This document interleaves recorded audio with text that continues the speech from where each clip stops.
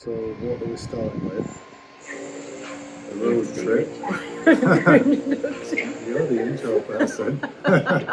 You do all this in your yoga.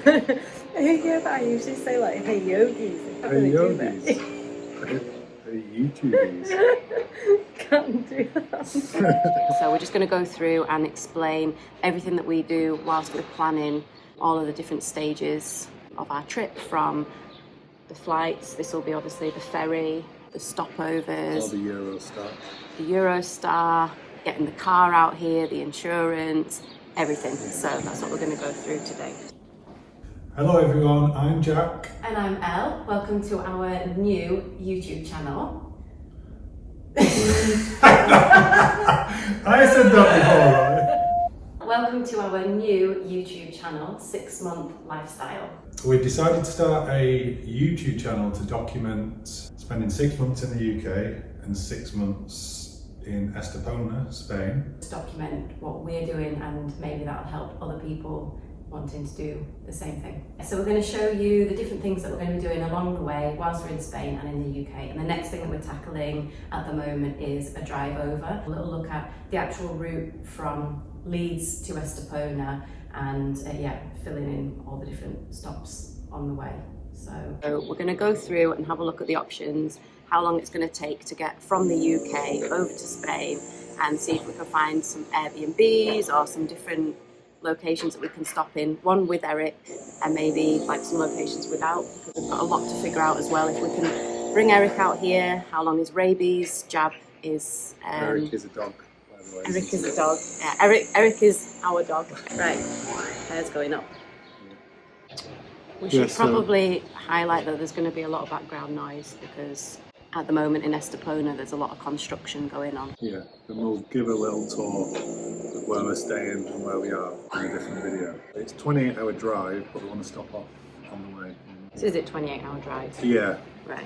You'd have to split it into at least 2 days, but maybe 3 days. Let's say 3 days, Yeah. because things always end up taking a lot longer as well once you end up getting on the road, traffic, and you don't want to be getting tired whilst driving. And we're taking what car? Right, we don't know what car we're taking yet. Jack's going to get a new car. We've only got a month or so to buy a new car. We're looking to take my BMW M3 convertible. We might bring that, we might get another car. We're going to have a look at that.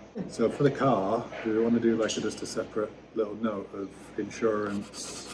We need to like account for the luggage fitting in the car.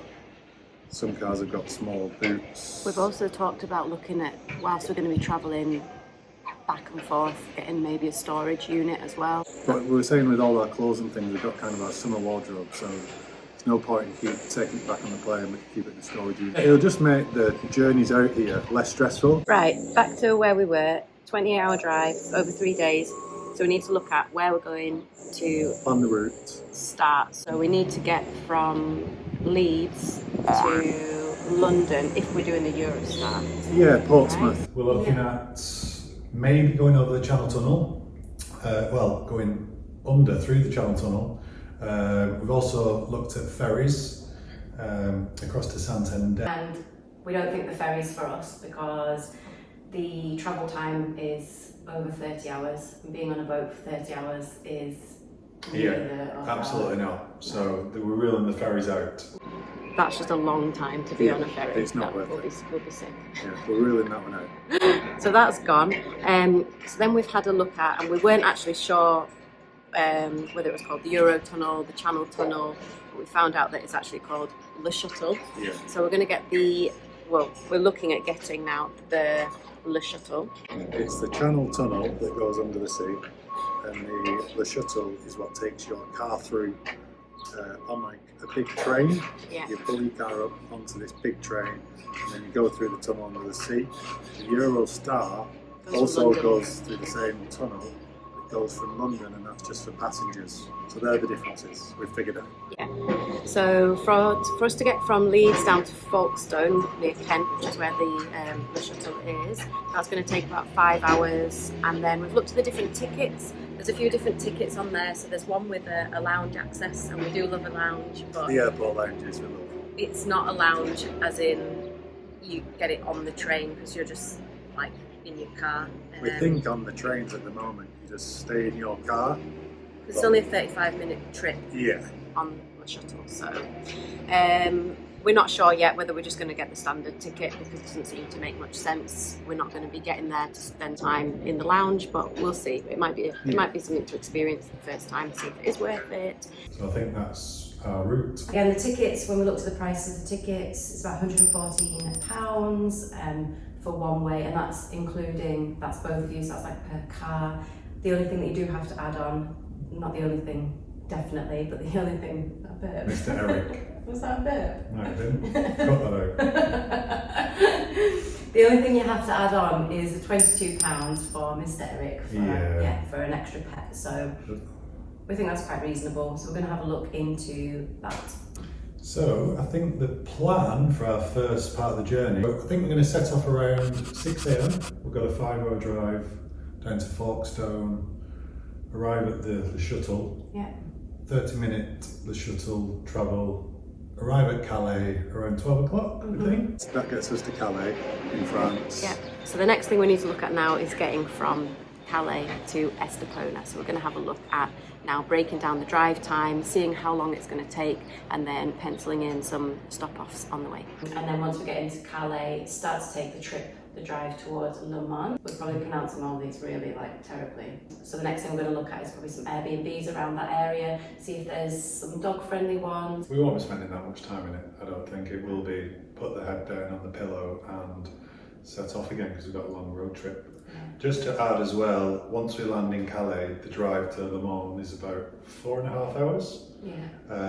And that'll take total journey time to about 10.5 hours. From Leeds door to Le Mans.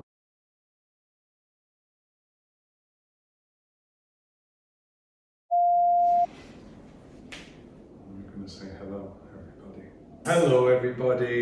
That's what Chris Williamson says. Hello, everybody. I quite like this. I do. Should we do that? We need something. Well, we can't just copy off what Chris No, I can't, but we can. I don't just want to say hi, guys.